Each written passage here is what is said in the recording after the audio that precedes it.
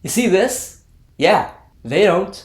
For the last 2 years, I actually thought the Oscars were on a good path. I've been had to talk shit about their picks for the awards since 2023. This doesn't count. I thought that things were improving.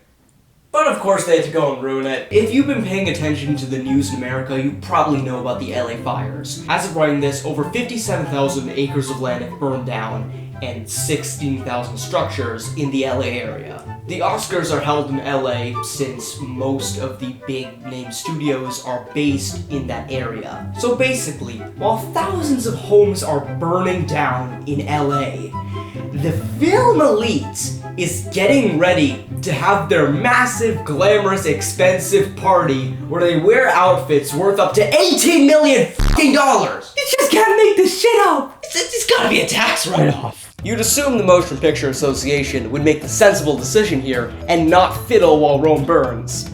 Well, on January 13th, the Academy announced they would be delaying the Oscar nominations because of the LA fires. This is so they could make sure the people who were voting who had lost their homes could still have the chance to watch the movies that they were going to be voting on. I actually think this was a good decision. But that's about as good as it gets. They also said the Oscars would go forward as planned, but also said that they would honor Los Angeles. How are they gonna do this? By cutting the live performances for Best Original Song! Now, it may not be the sharpest tool in the shed, but where's the logic in that? The Academy stated that they would celebrate the work of the nominated songwriters through personal reflections of the teams who bring these songs to life. I'm all for letting the songwriters actually talk about their work instead of having celebrity dipshits exploit it, but this is not the appropriate response for the situation. How can anyone live with themselves for having a massive party where they wear outfits that are worth millions of dollars as the city they're hosting the party in has burnt down and tens of thousands of people are homeless as a result? Is the Academy tone deaf? Are they f***ing special? I actually talked about this with my history teacher a few weeks back, and he said that back in the day, people used to wear normal dresses to the Oscars. Like, look at this! It's just a normal dress! Why can't we go back to this? Nowadays, fashion at the Oscars has become a glorified dick measuring contest. Oh, my outfit was $2 million!